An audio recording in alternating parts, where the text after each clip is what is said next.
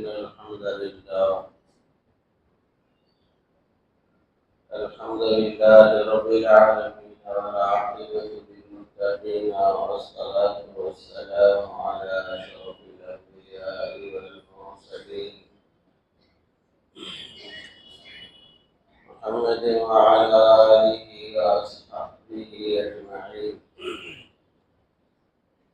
أما بعد فأعوذ بالله من الشيطان الرجيم. بسم الله الرحمن الرحيم. يا أيها الذين آمنوا كتب عليكم الصيام كما كتب على الذين من قبلكم لعلكم تتقون. وقال تعالى: وما آتيتم من زكاة تريدون وجه الله فأولئك هم المضعفون. صدق اللہ العلی العظیم. تمام نوجوان ساتھیوں سے گزارش ہے ذرا قریب ہو کر تشریف رکھیں. جو حضرات عمر رسیدہ ہیں، حضور ہے، وہ ٹیک لگا کر بیٹھ سکتے ہیں. نوجوانوں سے گزارش ہے قریب تشریف رکھیں. دین اللہ کا بے نیاز ہے، جو محتاجی کے ساتھ سنتا ہے، ادب کے ساتھ سنتا ہے. اللہ اس کو نواز دے.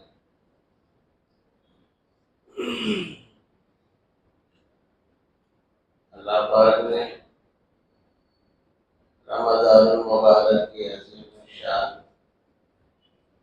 نورانی، ایمانی اور روحانی دولت سے مالا مال فرمائے.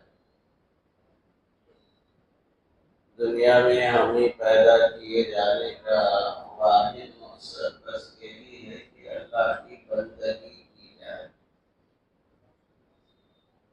اللہ نے اپنی بندگی کے لیے ہم کو دنیا میں پیدا کیا.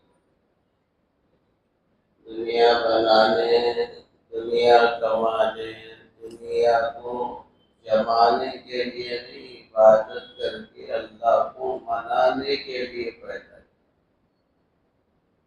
وما خلقت الجن والانس الا ليعبدون. سارے پیغمبروں کی ایک ہی تقریر ہے: یا قوم اعبدوا اللہ ما لکم من الہ غیرہ. نوح علیہ السلام کی یہی تقریر ہے. حضرت ہود علیہ السلام کی یہی تقریر ہے. حضرت شعیب علیہ السلام کی، حضرت صالح علیہ السلام کی، سارے پیغمبروں کی تقریریں آپ حضرات تراویح میں سن رہے ہوں گے. یا قوم اعبدوا اللہ ما لکم من الہ غیرہ. اے میری قوم، بس ایک اللہ کی بندگی کرو، اس کی مان کر چلو، اس لیے کہ اسی نے تم کو بھی بنایا ہے. ساری کائنات کو، کائنات کے ہر ذرے ذرے کو وہ بنایا. تو معلوم یہ ہوا ہماری زندگی میں اللہ کی بندگی کا زیادہ حصہ ہونا چاہیے. جس سے محبت ہوتی ہے اسی کا تذکرہ زیادہ ہوتا ہے. اللہ اپنی محبت دل میں جمانے کے لیے اپنا تذکرہ زیادہ کرنے کی تعلیم دی. یا ایھا الذین آمنوا اذکروا اللہ ذکرا کثیرا. ایمان والو، اللہ کو کثرت سے یاد اور زیادہ اللہ کو یاد کرے. اور زیادہ یاد کرنا کس کو کہتے ہیں؟ بعض نے کہا 24 گھنٹوں میں سے 13 گھنٹے یاد کرنا تو زیادہ یاد کرنا ہو. اور یہ بھی اچھی طرح یاد رکھو اللہ نے رمضان کیوں کیا. رمضان دینے کی غرض کیا ہے؟ رمضان دے کر اللہ کیا چاہ رہے ہیں؟ پہلے زمانے میں لوگوں کی عمریں 1,000 سال ہوتی تھی. حضرت نوح علیہ السلام اور پیغمبر ہیں جن کو اللہ پاک نے 1250 سال زندگی دی.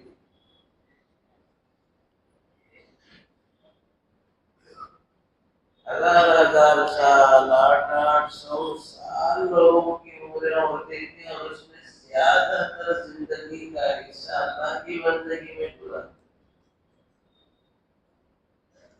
بعض مجاہدین کے ایسے بھی تذکرے ملتے ہیں 1000 سال مستقل جہاد کی مہم پر رہا.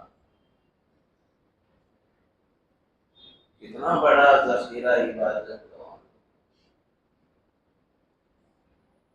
بنی اسرائیل کے خاتون پیغمبر کے پاس آ کر کہنے لگی حضرت دعا کیجیے کہ ذرا میرے بچے جلدی مر جائیں.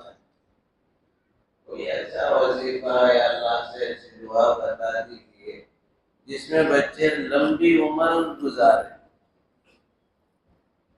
اور یہ بڑی ماں کی عمر 800-900 برس ہے. وہ اللہ کا نبی پوچھتا ہے کہ تیرے بچے کب مر رہے ہیں, کتنے سال میں مر رہے؟ بولے وہ 300 سال میں مر جائے. 300 سال سے کراس نہیں کر رہے میرے بچے, جبکہ اکثر لوگ 600-700 سال جی رہے ہیں. میرے بچے تو 300 سال میں مر جا رہے ہیں. کوئی ایسا آپ طریقہ بتائیے کہ اس کے اندر بچوں کی عمر بڑھ جائے تو اللہ کے نبی کو وہی آئے. کہا گیا اس گڑیا سے کہو ایک امت ایسی آنے والی ہے جس کے 60 اور 70 سال ہی ہوں گے. اللہ کا شکر ادا کر کے تیرے بچے تو 300 سال جی رہے. اور افسوس کرنے لگی کیا ایک امت ایسی بھی آئے گی جس کے 60-70 سال زندگی ہوگی. اتنی کم عمر میں کیا عبادت کرتے ہوں گے, کیا اللہ کو مناتے ہوں گے, کیا وہ نیکیاں کرنے کا ان کو موقع ملے گا. تو اللہ کے نبی نے کہا اگر تو ان کی جگہ ہوتی, تجھے 60-70 سال کی زندگی ملتی تو تو کیا کرتی؟ تو فرمانے لگی اللہ کے نبی اگر یہ عمر مجھے نصیب ہو جاتی تو اس میں 60-70 میں کیا عبادت کروں گی. میں تو میرا جی چاہتا ہے اگر ایسی عمر ملتی تو ساری زندگی میں سجدے میں گزار دوں. سوچو اللہ کے بندے کیا کیا مجاہدے, کیا کیا عبادتیں کر کے اللہ کو منا کر آخرت کا بینک بیلنس کر. ہماری زندگی 60-70 اکثر و بیشتر بعض لوگ سے پہلے جا رہے اور کم ہے اس سے آگے جا رہے. یہ کیوں دیا اللہ پاک نے رمضان؟ ہم نے سمجھا ہی نہیں اس کا منشا. رمضان آیا تو وہی ہماری زندگی میں تبدیلی تاکہ اس کو زیادہ سے زیادہ کارآمد بنائے. اللہ کے نبی یہی فکر اور طرف میں تھے. پروردگار عالم نے تسلی دی میرے محبوب آپ بے فکر رہیے, آپ کی امت کو رمضان دیا جائے گا. اس رمضان میں اگر امت عبادت کرے گی, نیکیوں کی حریص بنے گی, کوئی نیکی نہیں چھوڑے گی, تو پھر آپ کی امت پچھلی امتوں سے اجر و ثواب میں سب سے زیادہ آگے رہے. تو بھائیوں, اسی لیے حضور اکرم صلی اللہ علیہ وسلم نے تڑپ کر خطبہ ارشاد فرمایا کہ میری امت رمضان کو ضائع نہ کرے. جب رمضان آیا تو اس کا کچھ رنگ ہمارے منہ پر چڑھنا چاہیے. اگر وہ رنگ چڑھ گیا تو سمجھو رمضان پانے والے ہوں گے ورنہ رمضان کھونے والے.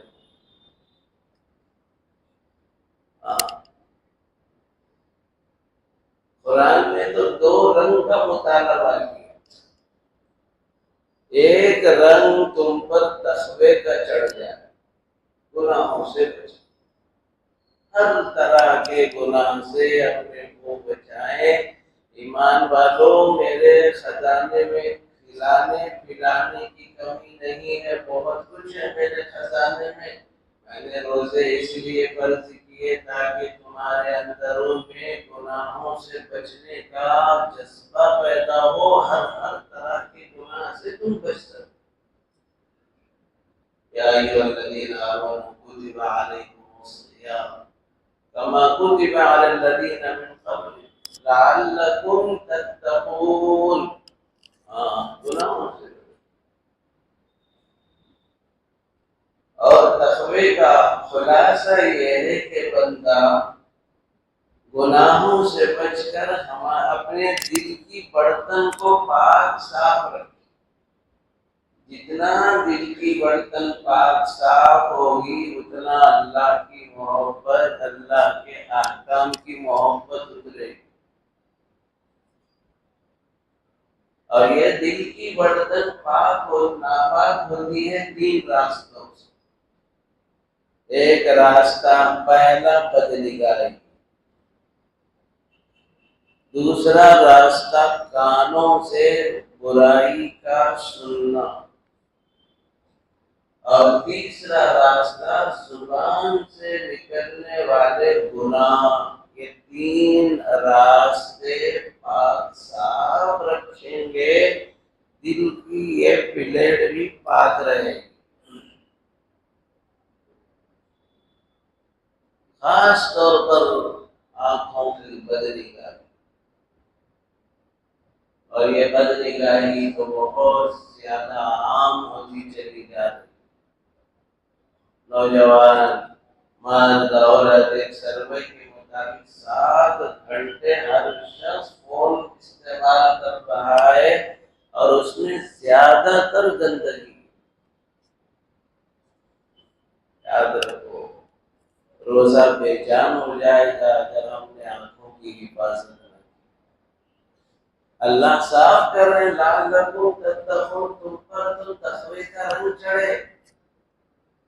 بند کمرے میں بھی بھوک لگ رہی ہے، پیاس لگ رہی ہے، روزے دار اپنے اوپر کھانا پانی سب حرام سمجھتا ہے۔ ایک بھوک تو دور کی بات ہے، خطرہ منہ میں نہیں ڈالتا، ایک لقمہ تو دور کی بات ہے، ایک دانہ منہ میں ڈالنا گوارا نہیں کرتا۔ میرا پروردگار مجھے دیکھ رہا ہے، تو پھر جھوٹ بول رہے ہیں تبھی اللہ دیکھ بھی رہا ہے، سن بھی رہا ہے۔ بدنگاہی ہو رہی، اللہ دیکھ رہا ہے۔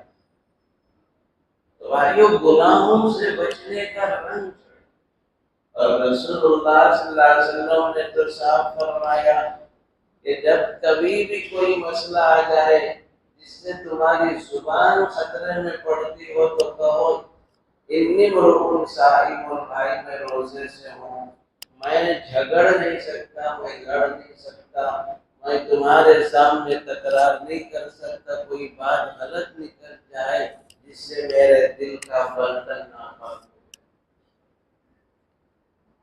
آج ہم کو نمازوں میں وہ خوشی و خضوع نہیں ہے جو ہونا چاہیے، قرآن کے پڑھنے میں وہ لذت نصیب نہیں ہے جو ہونی چاہیے، تراویح میں قرآن پاک کے سننے میں لذت، آنکھوں سے آنسو کا نکلنا اس لیے نصیب نہیں کہ ہمارے دل کی یہ برتن ناپاک ہے۔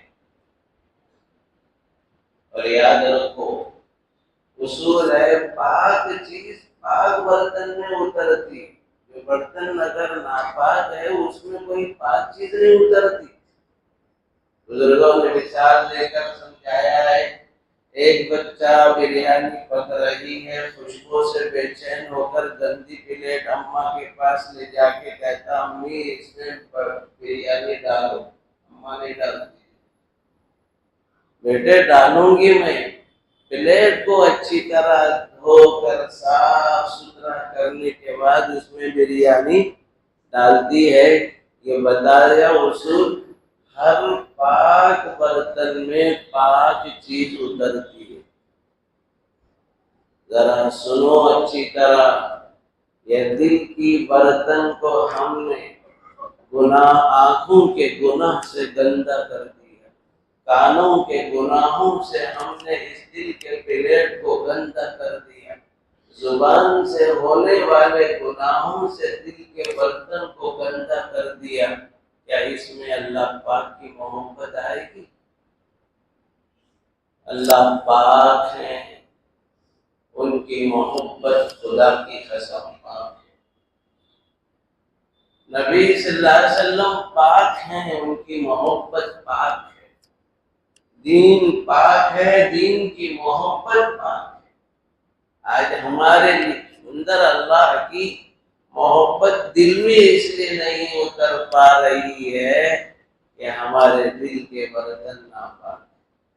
رمضان المبارک بہترین موقع ہے، اپنے دلوں کے برتن کو اتنا پاک صاف کرو کہ سال بھر تک وہ چمکتا دمکتا رہے، اس میں اللہ کی محبت آئے۔ جب خدا کی محبت آتی ہے، نمازوں کے پڑھنے میں بھی آنسو بہتے، ہاتھ اٹھاتے ہیں تو آنسو بہتے، قرآن پڑھتے ہیں تو آنسو بہتے۔ دو طرح کے لوگ ملیں گے، جب نماز طویل ہوتی ہے تو ایک طبقہ کہے گا کیا ہوتا بھی نماز پڑھاتے ہیں، کچھ کہتے ہیں وہ صاحب اتنا اچھا اللہ کا کلام جب پڑھ رہے تھے تو دل کو سکون مل رہا تھا، جی چاہ رہا تھا آپ پڑھتے ہی جائے میں سنتا ہی جاؤں۔ یہ فرق کیوں ہے؟ یہ اسی لیے ہے جس کے دل کی برتن پاک ہے، قرآن کے سننے میں بھی مزہ آتا ہے، خدا کی بارگاہ جھکنے میں مزہ آتا ہے، دعاؤں کے کرنے میں، ہاتھ اٹھانے میں مزہ آتا ہے۔ اس لیے بھائیوں، یہ طے کر لو رمضان المبارک جتنے ایام باقی ہے، اللہ کی بارگاہ توبہ کرو۔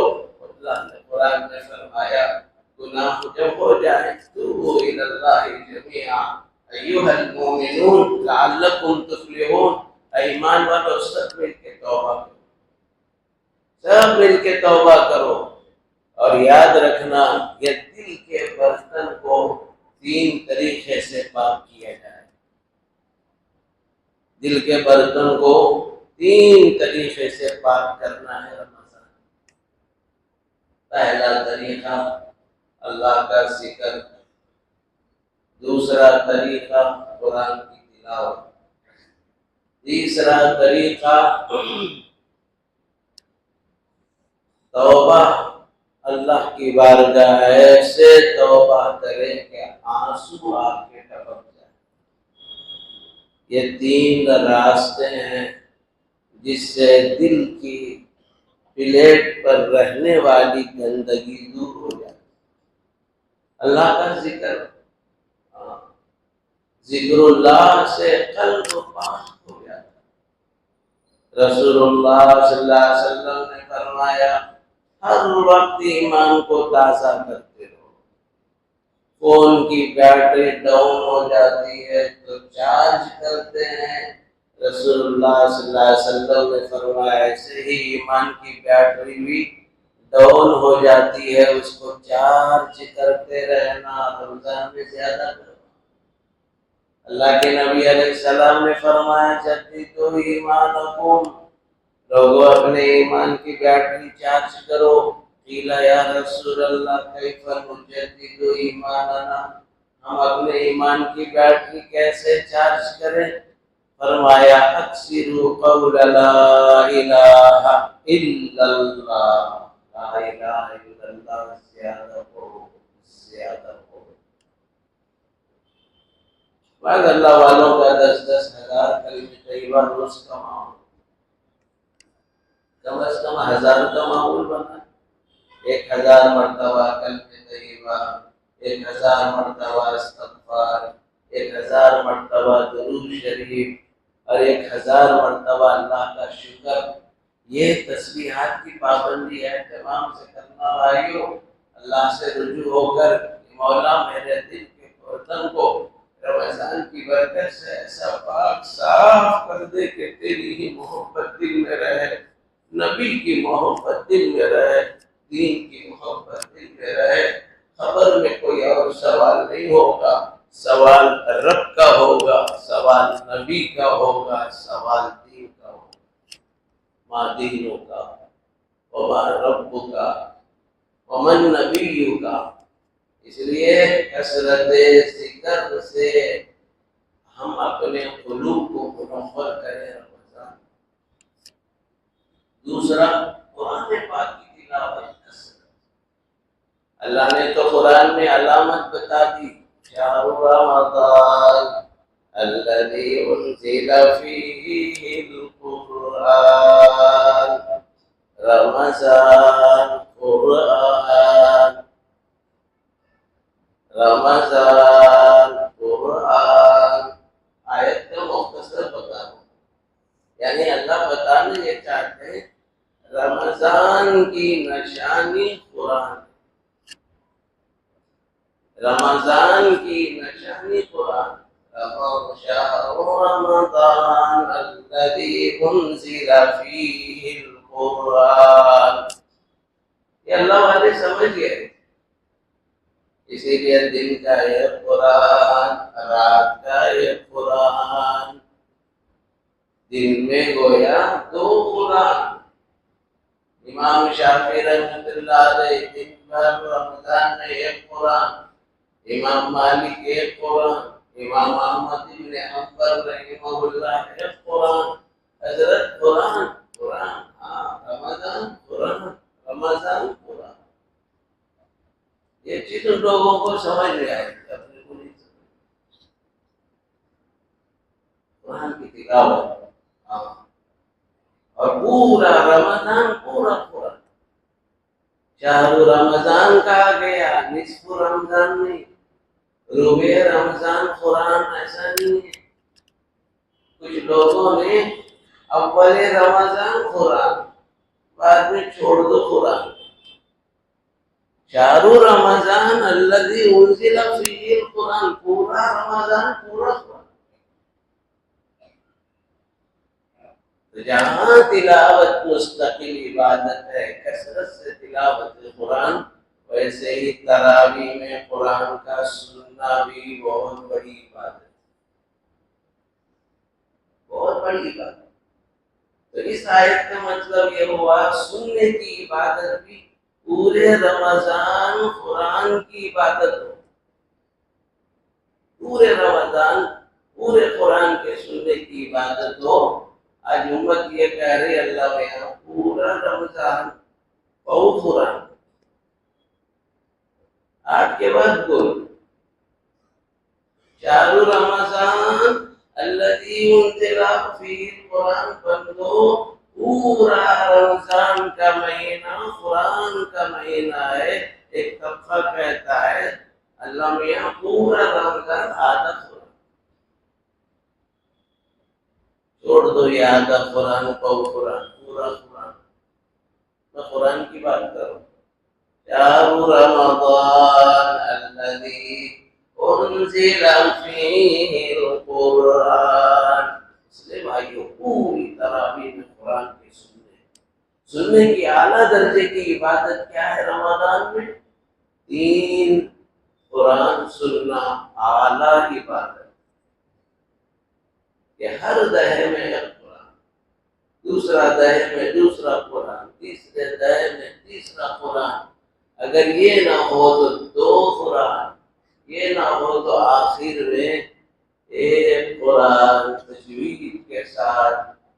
چونکہ نہ دین سے محبت ہے، نہ اللہ سے محبت ہے، نہ اللہ کے کلام سے محبت ہے، دل گندے کیا مردے ہو چکے، گندے ہی نہیں مردے ہو چکے۔ اللہ کے نبی نے کہا دیکھو مومن اپنے دل کو ہمیشہ اللہ کی یاد سے زندہ رکھے، دل کو مردہ مت کرو۔ اور دل مردہ کس سے ہوتا ہے؟ زیادہ ہنسی سے ہوتا ہے، زیادہ ہنسی سے۔ اسی لیے قرآن نے کہا فَلْيَبْكُوا كَثِيرًا فَلْيَضْحَكُوا قَلِيلًا وَلْيَبْكُوا كَثِيرًا، زیادہ ہو تاکہ دل زندہ رہے۔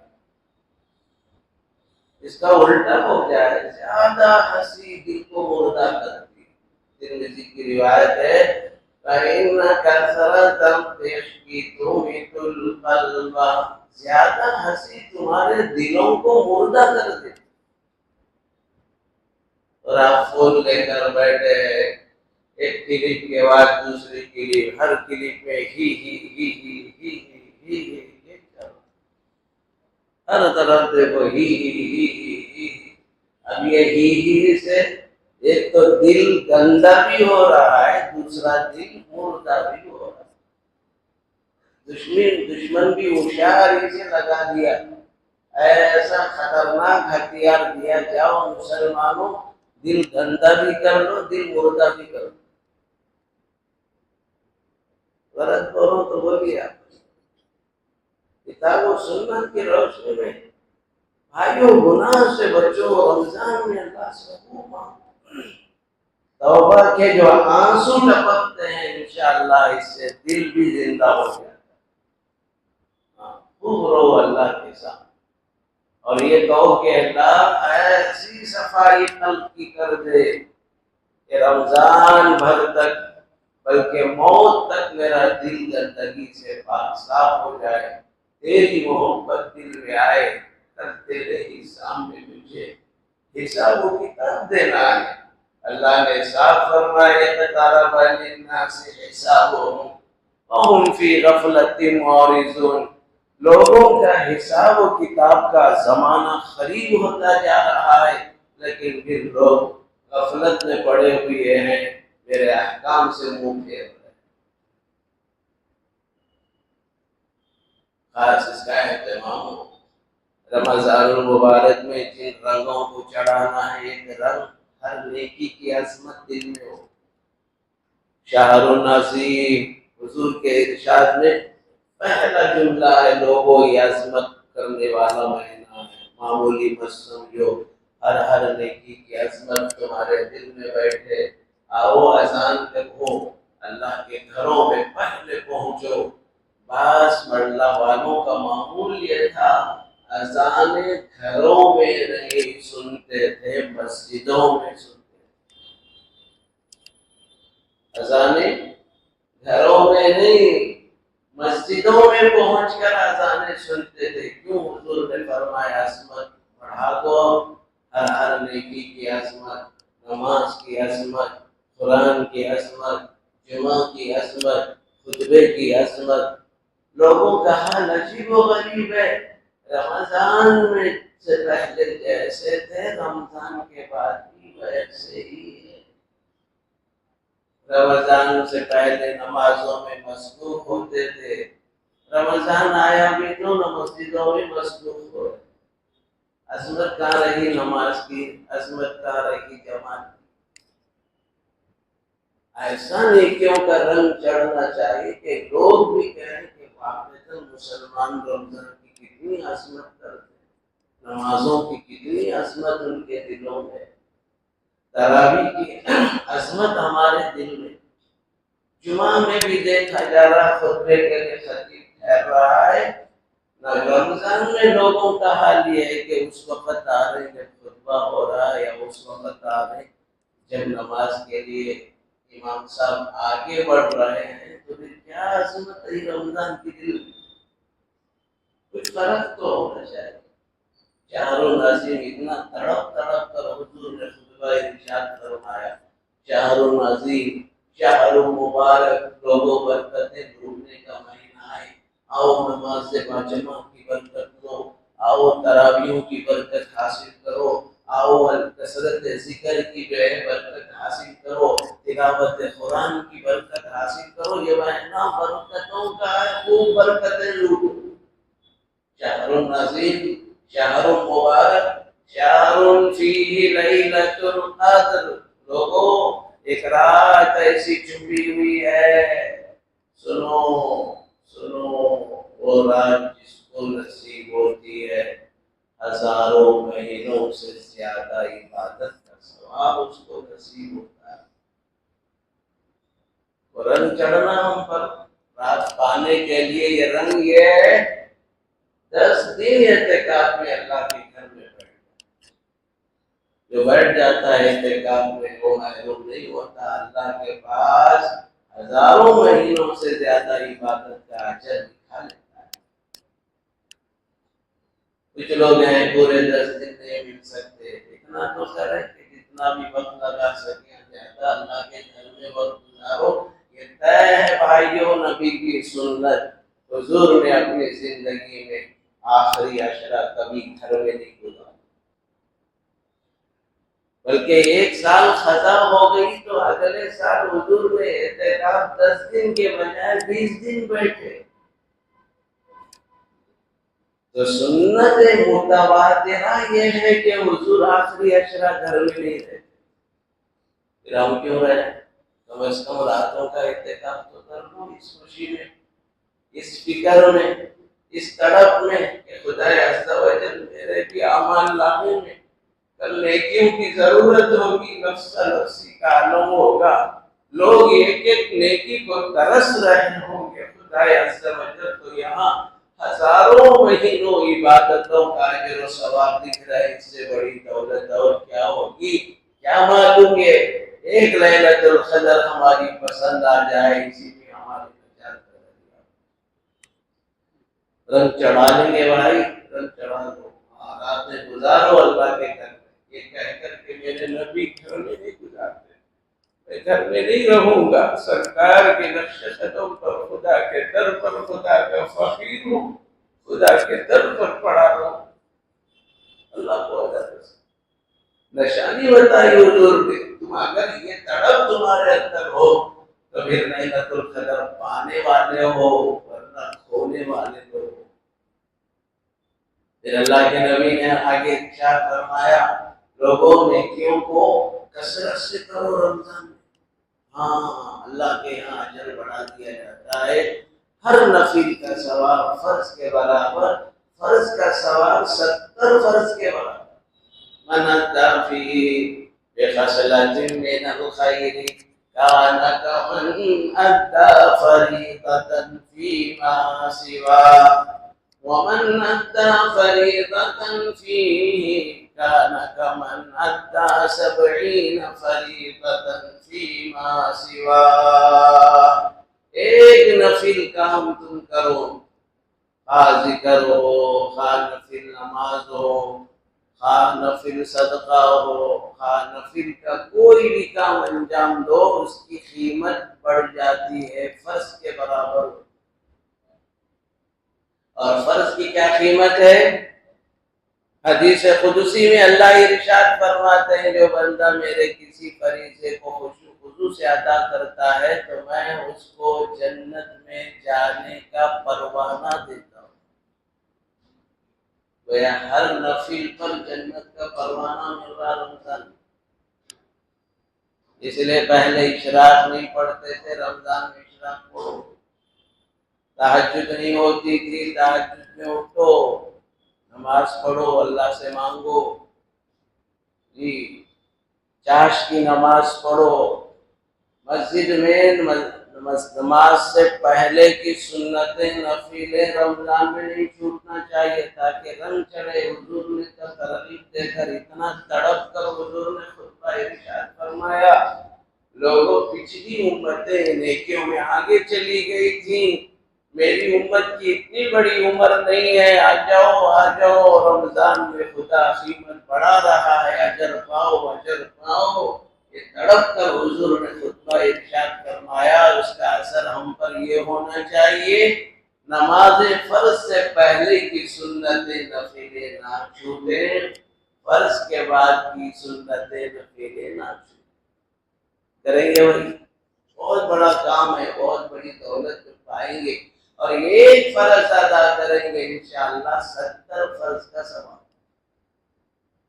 فرض مطلق ہے اس کے اندر، ہر فرض، نماز فرض ہے، نماز کی قیمت 70 فرض کے برابر، روزہ فرض ہے، ایک ایک روزے کی قیمت 70 فرض کے برابر، زکوٰۃ فرض ہے تو ایک ایک روپے کا ثواب 70 روپے کے برابر۔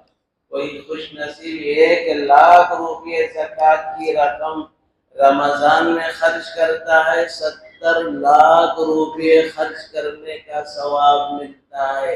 خوش نصیب ہے وہ دولت مند جو اللہ کی راہ میں صحیح مال زکوٰۃ میں 1 کروڑ خرچ کرتا ہے تو خدا عز و جل 70 کروڑ خرچ کرنے کا اجر و ثواب دیتے ہیں۔ ایسے ہی دعوت اللہ بھی فرض ہے،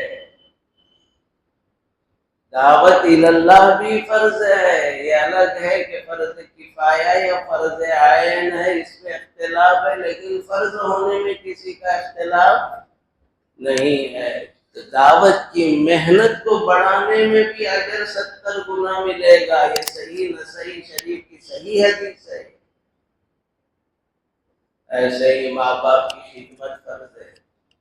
رمضان میں ماں باپ کی خدمت کرو۔ اللہ کے نبی نے فرمایا ایک فرض کا ثواب 70 فرض کے برابر ہے۔ وَمَنْ أَدَّى فَرِيضَةً فِي۔ بھائیو رنگ ہم پر چڑھنا چاہیے نیکیوں کے کمانے کا، کوئی نیکی ضائع نہ ہونے کا۔ یاد رکھنا خصوصاً 3 وقت ہمارے بڑے غفلت کے گزر رہے ہیں، وہ 3 وقت دعاؤں کے وقت،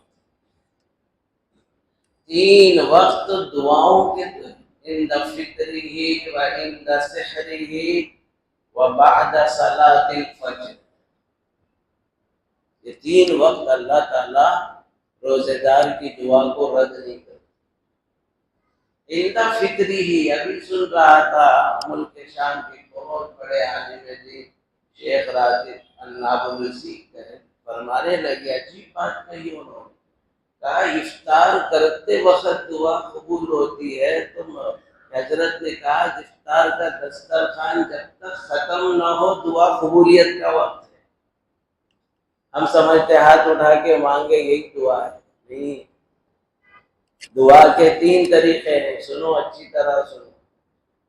پہلا طریقہ ہاتھ اٹھا کر خدا کی بارگاہ بھیک مانگو، یہ اعلیٰ درجہ ہے۔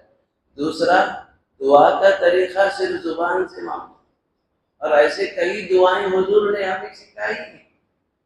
مسجد میں داخل ہو رہے ہیں، ہاتھ اٹھا دے، کیا اللہم افتح لی ابواب رحمتی کا بغیر ہاتھ اٹھائے دعا مانگ رہے نہیں مانگ رہے۔ مسجد سے باہر نکل رہے ہیں، بغیر ہاتھ اٹھائے دعا مانگ رہے، اللہم انی اسألک من فضلک ورحمتک۔ ٹوائلٹ جا رہے تو دعا ہے کہ نہیں؟ کیا ہاتھ اٹھاتے ہیں؟ نہیں اٹھاتے۔ باہر آ رہے ہیں ٹوائلٹ سے تو تب بھی دعا ہے، تو وہاں بھی ہاتھ نہیں اٹھاتے۔ معلوم یہ ہوا دعا کی دوسری قسم ہاتھ اٹھائے بغیر زبان سے مانگو۔ افطار کرے، کھجور کھاؤ، کہو ربنا آتنا فی الدنیا حسنہ وفی الآخرۃ حسنہ وقنا عذاب النار۔ پھر اور ایک جو ہے لقمہ اٹھاؤ کھاؤ، پھر اس کے بعد دعا کرو رب اغفر لی ولوالدی وللمؤمنین یوم یقوم الحساب۔ آپ کا افطار کم، دعا زیادہ ہو جائے گی انشاءاللہ۔ یہ ہے الدعاء عند فطری۔ سمجھ میں آ رہی نہیں آ رہی بات؟ ایسے ہی سحر کا وقت بھی ہے بھائیو۔ آسمان اول پر اللہ اعلان کر رہا ہے، 3 طرح کے اعلان ہو رہے ہیں۔ علام مستغفر فاغفر لہ، ہے کوئی مغفرت کا بھکاری آج اس کو میں مغفرت دے دوں۔ علام مسترزق فارزق لہ، ہے کوئی روزی کا طلبگار اس کے روزی کے فیصلے کر دو۔ علام مبتلا فهو عافی، ہے کوئی مصیبت میں مبتلا، آج مصیبت سے عافیت چاہتا ہے تو میں اس کو عافیت دے دوں۔ تو مانگو رب اغفر لی ولوالدی وللمؤمنین یوم یقوم الحساب۔ سحری کر رہے ہیں، کھا رہے ہیں، دعا کرو، قبولیت کا وقت ہے۔ اذان فجر تک آپ کی دعا قبول ہوتے رہے۔ صرف کھانے ہی جانتے ہیں ہم لوگ، سحری کا مطلب انہوں نے کہا عند سحری، ہاں سحر تمہاری صبح ہو، ساتھ میں دعا ہو، دعا کرتے ہوئے سحر کرو۔ روزی کے لیے کہہ رہے ہیں اللہم انی اسألک علما نافعا عملا متقبلا ورزقا واسعا وحلالا طیبا وشفاء من کل داء. مانگو کھاتے بھی سحری میں، اور عافیت مانگنا ہے، مانگو اللہم انی اسألک الصحۃ والعفۃ والامان فی الدنیا والآخرہ. یہ ہے کچھ ہوشیاری سے کام کرنے کے رمضان. دنیا کے ہوشیاریاں تو بہت معلوم ہے ہمارے، آخرت کے ہوشیاریاں نہیں معلوم. کوئی مسئلہ آتا وہ دن کے برتن کا مسئلہ آتا ہے، اس کو پاک کرنے کی ضرورت ہے. گندا ہوا تو نہ سمجھ نہیں آتا اور نہ دل میں کوئی بات نہیں. الغرض بھائیو، رمضان المبارک کی عبادتوں میں اہم عبادت زکوٰۃ ہے. جیسے بدنی عبادت میں روزہ اور نماز فرض ہے، مالی عبادت میں زکوٰۃ فرض ہے. زکوٰۃ کے سلسلے میں 4 باتیں یاد رکھیں. زکوٰۃ کن پر فرض ہے، دوسرا کن مالوں پر فرض ہے، کس وقت فرض ہے، اور کن کو زکوٰۃ دینا ہے. 4 باتیں یاد رکھیں گے انشاءاللہ زکوٰۃ کا فریضہ صحیح ادا ہوگا. زکوٰۃ فرض ہے علی المسلمین العاقلین البالغین الاحرار اذا ملکوا نصابا تاما. زکوٰۃ فرض ہے مسلمان پر، کافر پر نہیں. ابھی کوئی اسلام میں آج داخل ہو گیا تو اس کے مال پر زکوٰۃ فرض نہیں ہوتی، کیونکہ وہ پورے کفر کی حالت میں مال کمایا ہوا ہے. جب تک اس کا 1 سال بھی نہ ہو اس وقت تک پھر زکوٰۃ کا حکم لاگو نہیں ہوگا. مسلمان پر زکوٰۃ فرض ہے، عاقل پر زکوٰۃ فرض ہے، پاگل پر نہیں. بعض بچے دماغی اعتبار سے معذور ہو گئے، دماغ پہ اٹیک ہو گیا، مجنون ہو گیا، پاگل ہو گیا.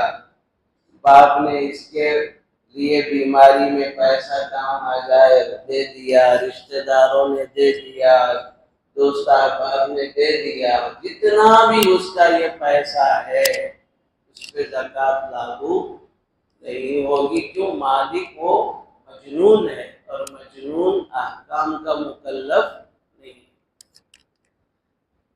اسی طرح بالغ پر زکوٰۃ فرض نہیں، نہ لڑکے پر نہ لڑکی پر.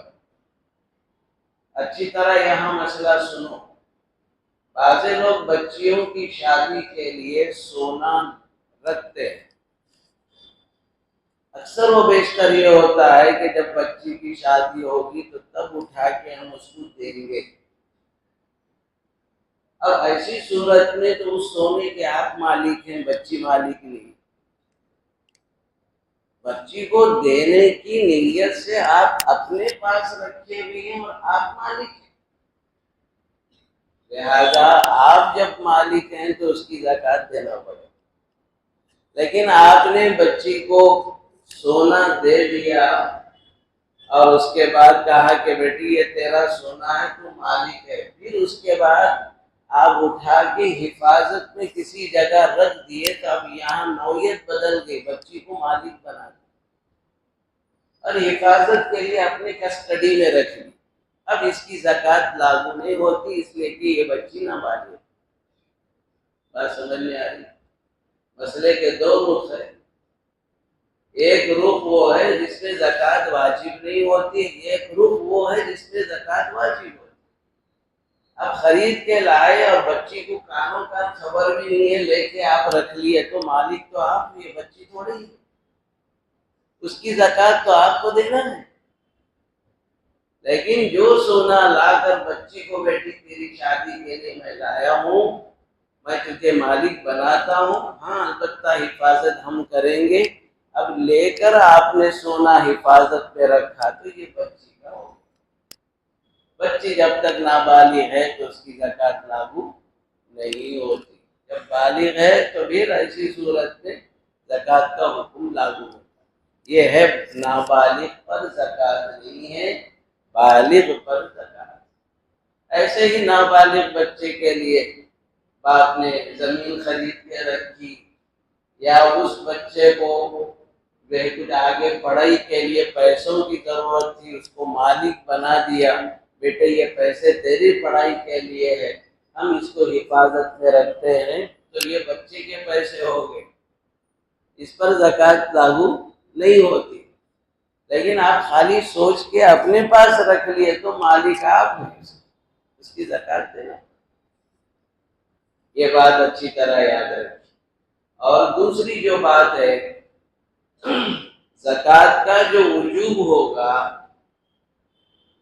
آزاد پر ہوگا، غلام پر نہیں۔ زمانے میں تو غلام وغیرہ کا مسئلہ نہیں، اور ساتھ میں وہ ضروریات زندگی سے زائد، جو چیزیں ضروریات زندگی میں شامل ہیں اس کی زکوٰۃ نہیں۔ گاڑیاں آپ کی ضروریات زندگی ہے، اس میں زکوٰۃ نہیں۔ فون آپ کی ضروریات زندگی ہے، اس میں زکوٰۃ لاگو نہیں۔ گھر کے بہت سے چیزیں فرنیچر کی وہ سب ضروریات زندگی ہی میں ہیں، اس کی زکوٰۃ لاگو نہیں ہوتی۔ جو ضروریات زندگی سے زائد ہو، اسی طرح آپ کی ماہانہ جو تنخواہ ہے وہ اس کے اندر بھی سارا ضرورت پر لگ جاتا ہے، اور اگر آپ کے وہ پیسے جو پہلے سے موجود ہیں اور نصاب پایا جاتا ہو اس کا، اور پیسے آپ کے پاس آ گئے، پہلے سے صاحب نصاب ہیں، تو اس پیسے کو بھی پہلے پیسے کے ساتھ ملا کر زکوٰۃ دینی ہوگی۔ اب آئیے کہ کن کن مالوں پر زکوٰۃ واجب۔ شریعت میں 4 قسم کے مالوں پر زکوٰۃ واجب: سونے پر زکوٰۃ واجب، چاندی پر زکوٰۃ واجب، تجارت کے مال پر زکوٰۃ واجب، عشری زمینوں پر زکوٰۃ واجب۔ کھیت کی جو زمین ہے، پیداوار کی زمین ہے، یہ 4 چیزوں پر زکوٰۃ واجب: سونا، چاندی، مال تجارت اور عشری زمین۔ سونا ہر دور ہر زمانے میں سونا چاندی ہی مال ہے، اور اچھی طرح سمجھ لینا چاہیے اس وقت سونے کا ریٹ کیوں بڑھ رہا ہے۔ سونے کا ریٹ اس لیے بڑھ رہا ہے، آگے چل کر سونے چاندی کے سکے چلنے والے، دنیا کا رخ اب بدلنے والا ہے، اب دنیا قیامت کے قریب جا رہی ہے۔ اب بڑی بڑی یہودی لابیوں نے یہ فیصلہ کیا ہے کہ قوم کے پاس سے سونا نکالنا ہے تو قیمت بڑھاؤ، دھڑا دھڑ لوگ بیچیں گے، پیسے لے لیں گے، سونا ادھر آئے گا۔ ان کی پالیسی کے اعتبار سے آدھا کام ہو گیا۔ سمجھ میں آ رہی بات؟ پوری دنیا میں بڑھا کہ نہیں بڑھا سونا؟ پوری دنیا میں یہ اصل مال ہے۔ سونے اور چاندی کی حفاظت کرو، بلا ضرورت مت بیچو، یہی کام آنے والا سرمایہ ہے۔ باقی نوٹ یہ صرف حوالہ ہے، کسی بھی وقت حکومت بدلتے ہی نوٹا بدل جاتے۔ دیکھیں مودی سرکار اچھا سبق سکھاتی چھوڑی کو، نوٹوں کا بھروسہ مت کرو۔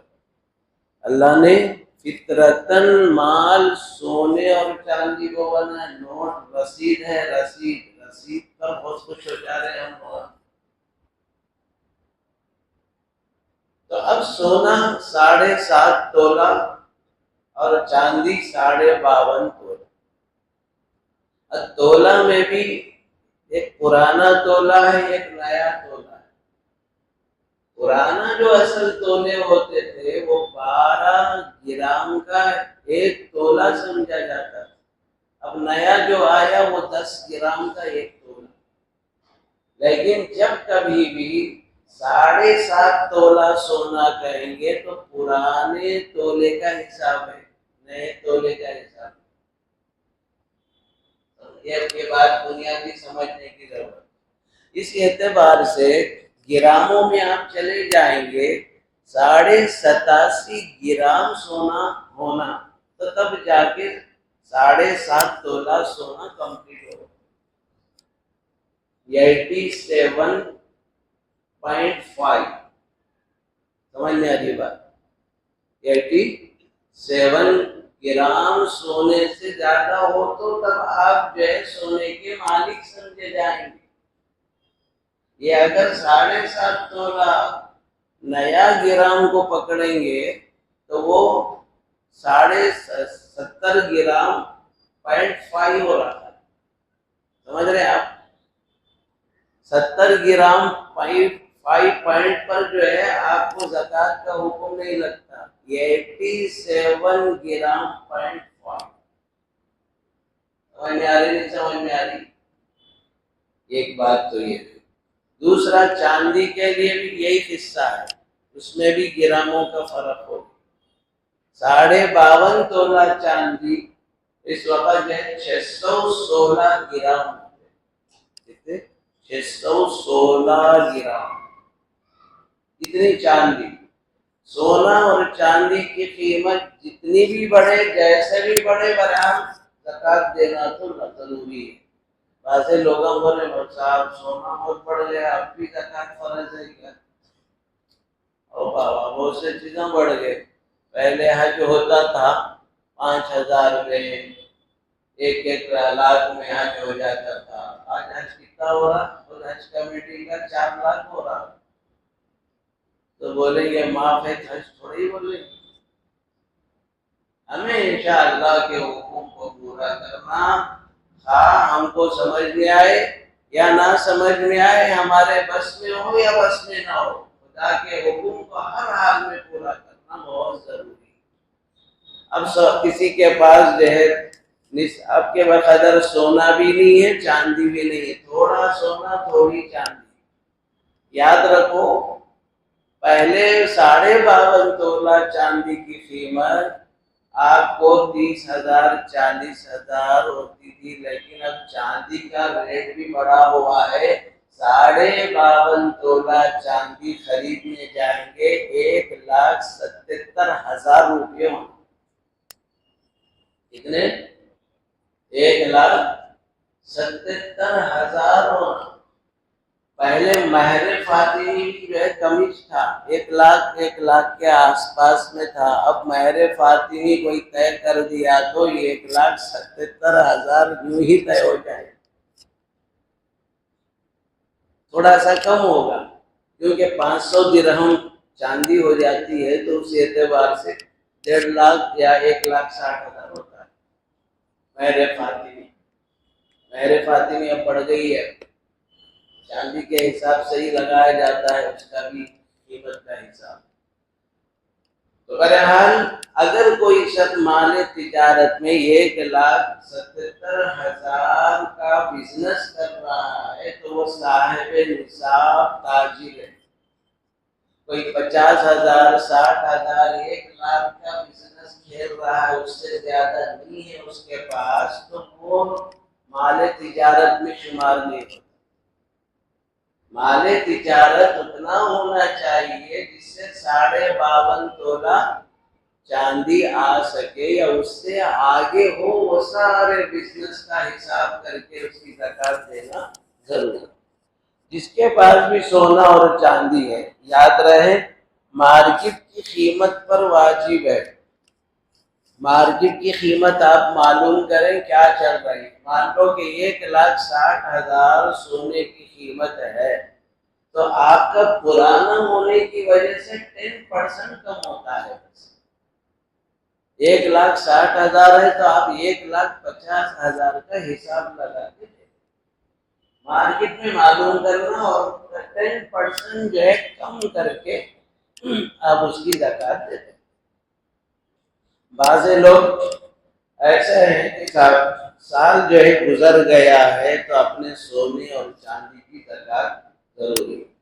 اور جو آدمی مخروض ہے، ایک عجیب قصہ لوگوں کا چل رہا ہے، زکوٰۃ کا مسئلہ آتے ہی قرضہ سامنے رکھتے، بولتے کہ مولوی صاحب وہ میرا قرضہ 5 لاکھ ہے، سونا بہت بولے تو مولوی صاحب نکلتا ہوں گا 4 لاکھ کا، کیا زکوٰۃ ہے کیا؟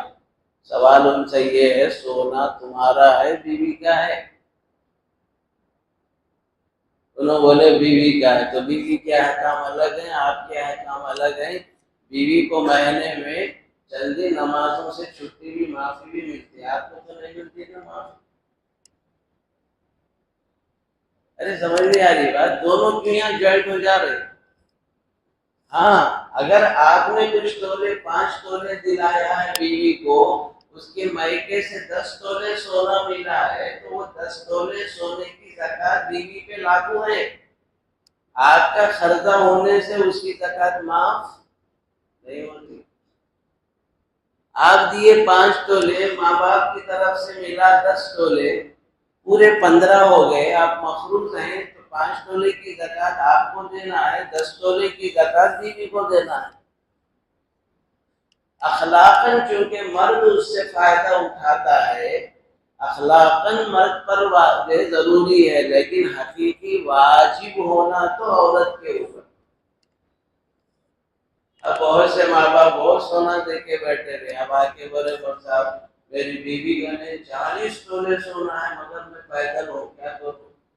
بہت آسان طریقہ، بیوی کو 40 تولے میں سے 1 تولہ کسی غریب بچی کو شادی میں دے دو، جس کی زکوٰۃ دیں گے اس کی برکت ہو جائے گی۔ بات سمجھ میں آ گئی؟ 20 تولے ہے تو آدھا تولے دے دو، 10 تولے ہے تو پو تولہ بھی کسی بچی کی غریب کی شادی میں دے دو۔ تو یہ مسئلہ اچھی طرح ذہن میں رکھنا چاہیے، سونے کے مسئلے میں بیوی کی زکوٰۃ کا حساب الگ کرنا ہے، اپنے قرض کا معاملہ اس سے نہیں جوڑ سکتے۔ آپ کا اپنا سونا ہے تو اس سے اس کو جوڑ کر منہا کر سکتے ہیں۔ تو بھائیو، اپنا حساب و کتاب سونے کا، چاندی کا، مال تجارت پر جو ہے زکوٰۃ لاگو ہے۔ مال تجارت میں عام طور پر دکانداروں سے بھی، اور سب سے بھی ایک مسئلہ بنیادی ذہن میں رکھنا بہت ضروری ہے، جب تک آپ کے زکوٰۃ کی تاریخ طے نہیں ہوتی، سال طے نہیں ہوتا۔ اچھا سنو یہ مسئلہ، بہت سے لوگ پریشان ہوتے ہیں، بہت آسان بتا رہا ہوں میں۔ جب تک آپ کے زکوٰۃ کی تاریخ طے نہیں ہوتی، آپ کا سال طے نہیں ہوتا۔ خالی رمضان سوچ کے بیٹھے، کبھی شروع میں نکال رہے ہیں، کبھی بیچ میں نکال رہے ہیں، کبھی آخر میں نکال رہے ہیں، تو گڑبڑ کیا ہوتی؟ کبھی جو ہے آپ کا شروع میں زکوٰۃ لاگو ہے، رمضان کے آخر میں بڑا اماؤنٹ آیا، تو زکوٰۃ کی تاریخ شروع کی ہے، بعد میں اماؤنٹ آیا، تو یہ اماؤنٹ اگلے سال کے حساب میں جاتا ہے۔ نہیں سمجھے؟ سال کو تاریخ طے کرو بھیا، میرے رمضان کی پہلی تاریخ زکوٰۃ کی تاریخ، ٹھیک ہے؟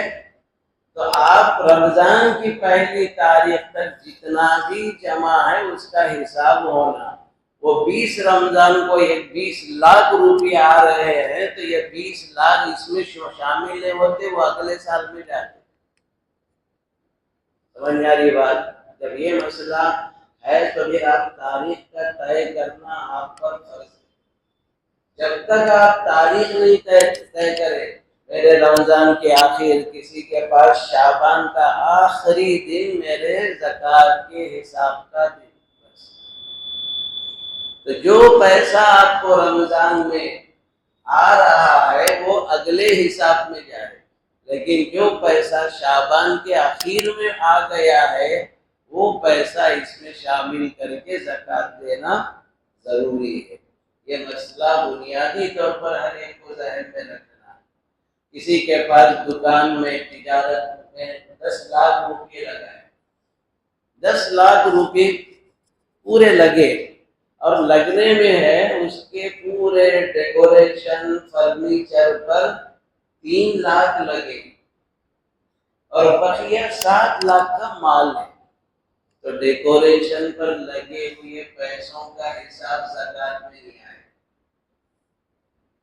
جو اصل مال لا کر اتارا ہے اس مال کے اصل اور نفع دونوں پہ زکات لاگو ہے، دونوں پر زکات لاگو ہے. جو زمینیں ضروریات زندگی کے لیے خریدی گئی ہیں اس پہ زکات نہیں. ضروریات زندگی گھر بنانا یا گھر بنا کے کرائے پر دے کر اس کا انکم سورس حاصل کرنا، اس پہ زکات نہیں. زمین خریدا بچی کی شادی کے لیے، ضرورت. زمین خریدا بچے کو پیسے بیچ کر ڈاکٹر بنانا، ضرورت. یہ سب ضروریات زندگی. لیکن زمین اس لیے خریدا ہے تاکہ پیسے پر پیسہ بنائے، بس کوئی اور مقصد اس کا نہیں ہے کہ خالص بزنس کی زمین ہو. اور بزنس کی زمین پر اصل اور نفع دونوں پہ زکات ڈالو. مثلا 10 لاکھ میں زمین خریدی تھی، اس کی قیمت اب مارکیٹ میں 15 لاکھ ہو گئی تو پورے 15 لاکھ کی زکات دینا ضروری ہے. خریدتے وقت نیت کا اثر اعتبار.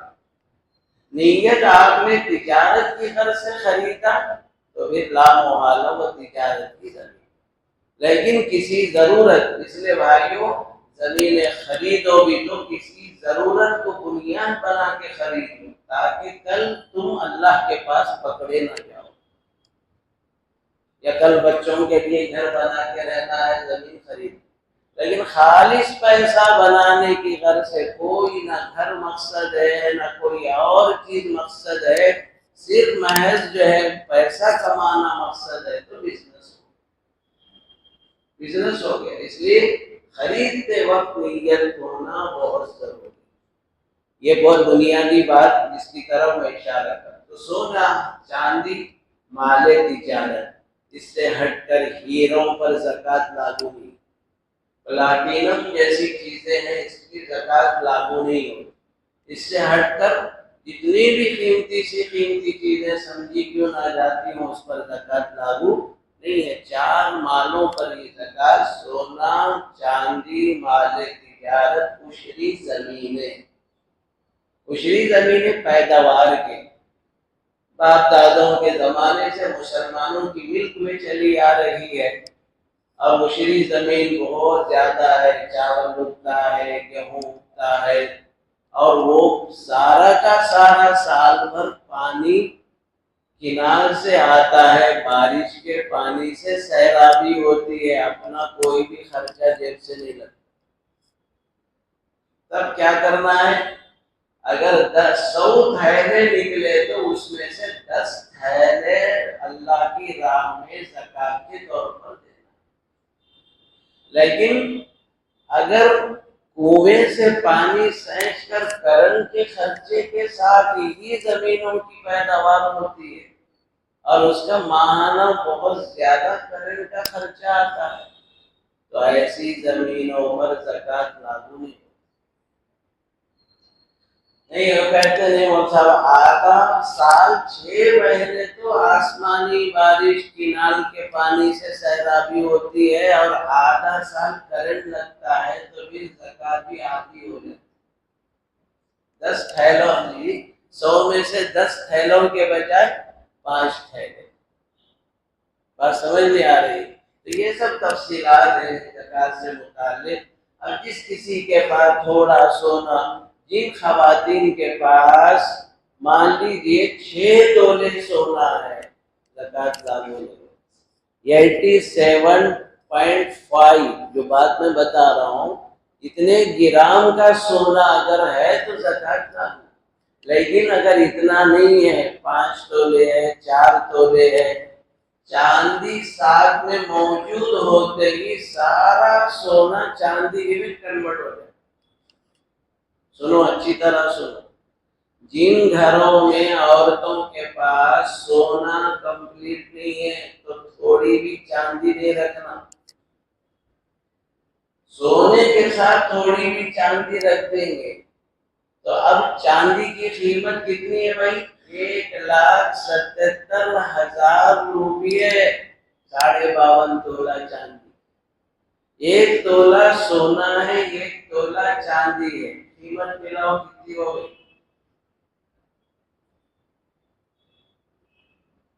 تو اس کے اندر 1 تولہ سونا اپنے کم ہو جائے گی، 2 تولے سونا 1 تولہ چاندی، 3 لاکھ روپے تو 2 تولے کی ہو گئی، تو زکات لاگو ہو جاتی نہیں ہو جاتی؟ 1,77,000 کی قیمت کمپلیٹ ہو جاتی ہے۔ بہتر یہی ہے عورتوں کو کہتے ہیں کہ چاندی رکھے ہی نہیں تاکہ زکات کا حکم لاگو نہ ہو جائے، کیونکہ غریب سے غریب کھانے پینے کو کچھ بھی نہیں رہتا، لیکن 2 تولے سونا تھوڑی چاندی تو رہتی۔ تو چاندی اگر نہیں رکھے تو سیدھا سیدھا حساب کس کا بیٹھے گا؟ سونے کا بیٹھے گا۔ اب سونا کتنا ہونا؟ 87 گرام 0.5۔ یہ گھروں میں عورتوں کو مشورہ دو، بچیوں کو مشورہ دو، ورنہ ہوگا کیا؟ سونا بھی ہے چاندی بھی ہے، غریب ہے بول کے زکات ان کو دے رہے ہیں، تو وہ زکات ان کو دینا بھی صحیح نہیں ہے، ان کا لینا بھی صحیح نہیں ہے، آلریڈی ان کے اوپر زکات ہے۔ بات سمجھ میں آ رہی؟ ہمارے کمیٹی کے ذمہ دار حضرات سے بھی میں ذکر کروں گا، بیت المال میں جو مستحقین کو دے رہے ہیں ان کو ایسے ہی نہیں دینا چاہیے فارم وصول کرنا، میں سید نہیں ہوں، میں جو ہے صاحب نصاب نہیں ہوں، ان سے سب کرنے کے بعد میں، کیونکہ زکات مصارف پر خرچ کرنا بھی ایک اہم مسئلہ ہے۔ دوسرا ایک اہم مسئلہ مصارفین میں مسکین غریب محتاج پہنچتے ہیں، اس کے مصارف میں جن کو بھی دیں گے زکات، 2 باتیں یاد رکھو، وہ صاحب نصاب نہیں ہونا اور وہ سید نہیں ہونا۔ زکات جن لوگوں کو نہیں دینا چاہیے، ایک تو وہ جن سے ہم پیدا ہوئے، ماں ہے، باپ ہے، دادا دادی، نانا نانی، ان سے ہم پیدا ہوئے، ان کو زکات نہیں دے سکتے۔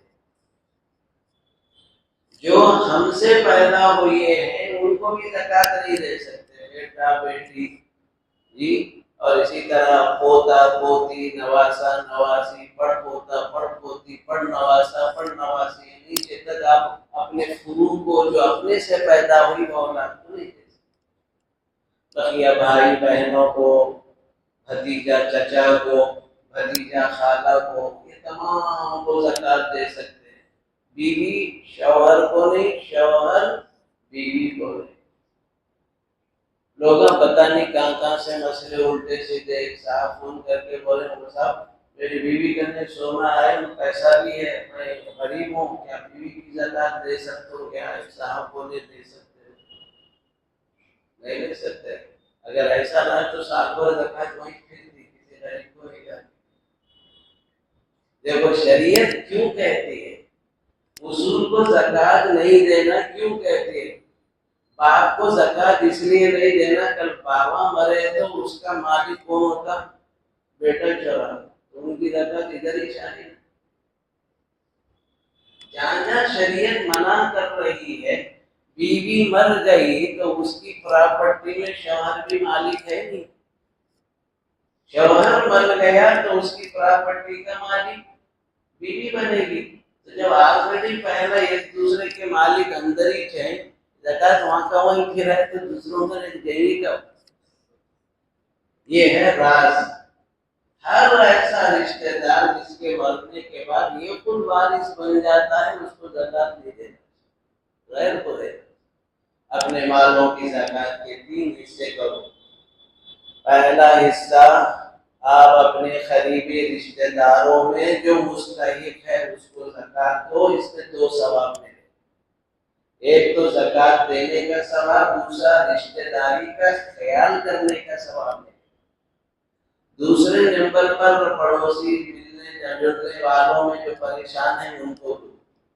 تیسرا مدارس کو دو، تیسرا مدارس، اور محلہ کا حق زیادہ ہے۔ بہت اچھا ہے آپ حضرات کے لیے یہاں بیت المال کام کر رہا ہے، ایک زمانے سے بہت بڑی خدمات ہے بیت المال کے، شادی بیاہ کے موقع پر بھی بیواؤں کو مستقل وظیفہ یہاں دیا جاتا ہے، تو محلے والوں کا حق بنتا ہے محلے والے کی فکر کر۔ تو آپ اپنی زکات کی رقم یہاں لا کر بیت المال کو جمع کرنے کا اہتمام کریں. بھائیوں مدارس کو اس وقت دینا بہت ضروری ہے. دین کے محفوظ اگر کوئی چیزیں ہیں تو یہی مدارس ہے. اپنے مال کے 3 حصے کرو.